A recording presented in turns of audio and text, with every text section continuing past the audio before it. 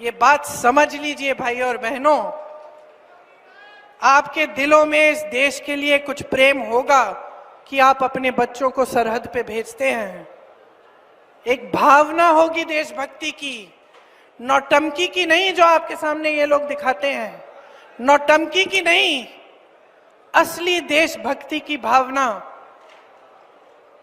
मैं ज्यादा इन चीजों के बारे में बात नहीं करती, लेकिन मैं आपको बता सकती हूं कि 19 साल की उम्र में जब मैं अपने शहीद पिताजी के टुकड़े घर लाई तो मैं नाराज थी इस देश से, मैं नाराज थी।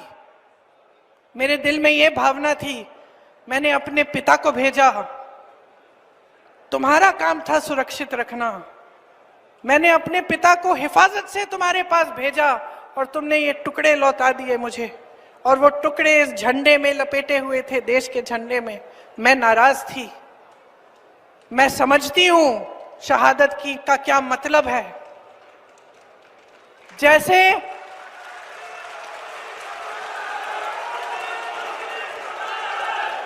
आज मैं 52 साल की हूं, आज मैं 52 साल की हूं, पहली बार मैंने ये चीज सार्वजनिक ऐसे मंच पे कही है। लेकिन वो जो नाराजगी थी मेरी, आस्ते आस्ते मैं समझी कि उस तरह की जो नाराजगी होती है वो सिर्फ उससे होती है जिससे प्रेम करते हैं हम। मेरे देश के लिए मेरे दिल में कितना प्रेम है,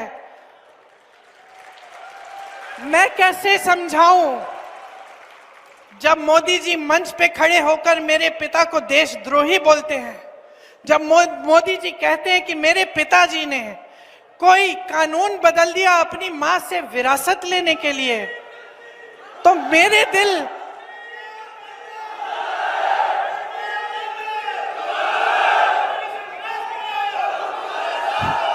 तो मोदी जी इस बात को समझ नहीं पाएंगे कि मेरे पिताजी को विरासत में धन दौलत नहीं मिली, मेरे पिताजी को विरासत में शहादत की भावना मिली।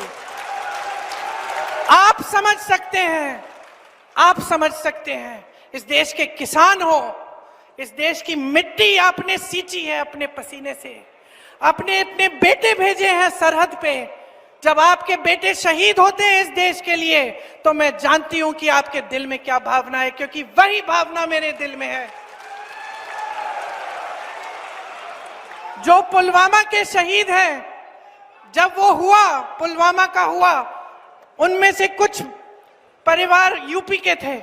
उस समय मैं यूपी में थी, मैं गई उनके घर, और ज्यादातर परिवारों में पता है क्या बताया उन्होंने मुझे? जो बच्चे बचे थे उन्होंने कहा दीदी हमको भी सेना में भर्ती होना है। एक लड़की थी, उसका भाई एयरफोर्स में था, उसने कहा दीदी मैं पायलट बनूंगी, मैं एयरफोर्स में भर्ती होंगी। यही है शहादत की भावना। ये भावना मोदी जी नहीं समझ सकते। जो मोदी जी इंदिरा गांधी जैसी एक शहीद के बारे में उल्टी सीधी बातें करते हैं, जो मोदी जी इस भावना को देख के सिर्फ परिवारवाद देखते हैं लेकिन देशभक्ति नहीं देखते, देश की सेवा नहीं देखते, वो इस भावना को नहीं समझ सकते। मैं आपको ये कहने आई हूं, मैं आपको ये कहने आई हूं कि हमें देशद्रोही कहें, हमें घर से निकाल दें, मेरे भाई को संसद से निकाल दिया, हम पे केस डालें। मेरे भाई पे इतने केस डाल दिए कि कभी इधर कभी उधर, कभी गुजरात में कभी बिहार में वो जाता है कचहरी, जाएगा, कुछ भी कर ले, मार डालें, लेकिन ये भावना हमारे दिल से कोई नहीं निकाल सकता। और क्योंकि हमारे दिल में ये भावना है, इसीलिए आज आपके सामने खड़े होकर मैं आपसे एक आग्रह करने आई हूं। मैं आपसे वोट मांगने नहीं आई हूं, मैं आपसे आग्रह करने आई हूं कि देश की जनता हो, देश की जनता हो, सर्वोपरि हो, जागरूक हो जाओ। जो टीवी पे दिख रहा है, जो रोज रोज सिखाया जा रहा है, जो रोज रोज दिखाया जा रहा है, जो प्रचार किया जा रहा है, जो बड़ी बड़ी होर्डिंग्स लग रही हैं, वो सच्चाई नहीं है।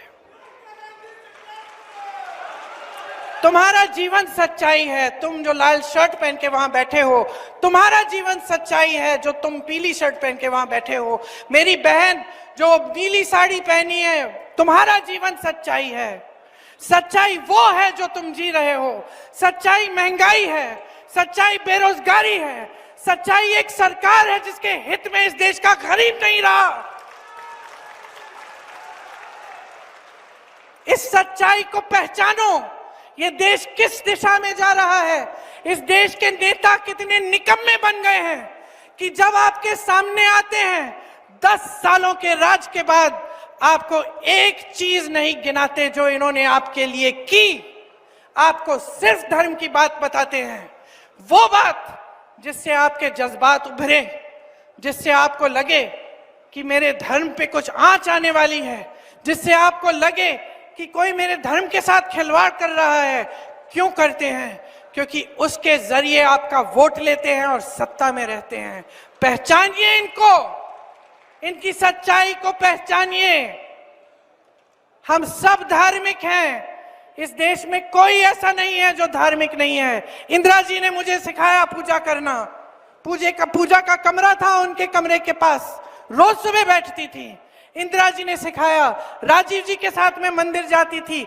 मेरी माँ जो यहाँ आई विदेश से, यहाँ की परंपराएं सीखी, उन्होंने मुझे सिखाया धर्म क्या होता है, हिंदू धर्म क्या है।